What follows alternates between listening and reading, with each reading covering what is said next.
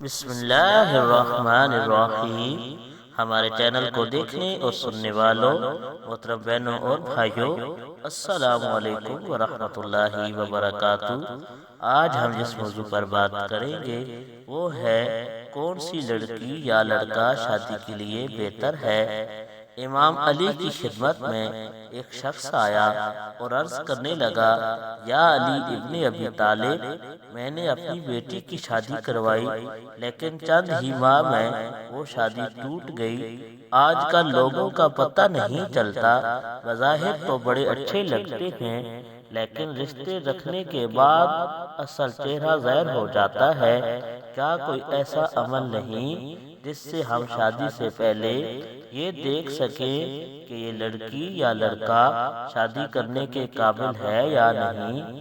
اس پر حضرت امام علی نے فرمایا، اگر تم اپنی بیٹی کے لیے رشتہ دیکھ رہے ہو تو تم لڑکے میں یہ دیکھو جو لوگ اس سے مرتبہ میں کم ہیں، حیثیت میں کم ہیں، اگر ان کی عزت کرتا، ان کا خیال رکھتا ہے تو سمجھ جاؤ یہ زندگی میں ایک اچھا شوہر بھی بنے گا اور اپنی بیوی کا بھی خیال رکھے گا۔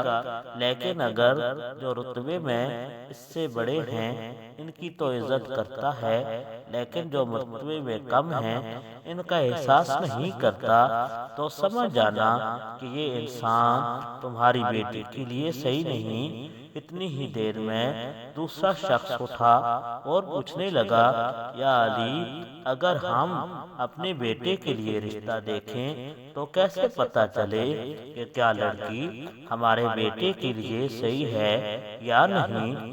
اس پر حضرت علی نے فرمایا، جب اپنے بیٹے کے لیے رشتہ دیکھنے جاؤ تو لڑکی سے چند سوال پوچھو اور تھوڑی دیر گفتگو کرو۔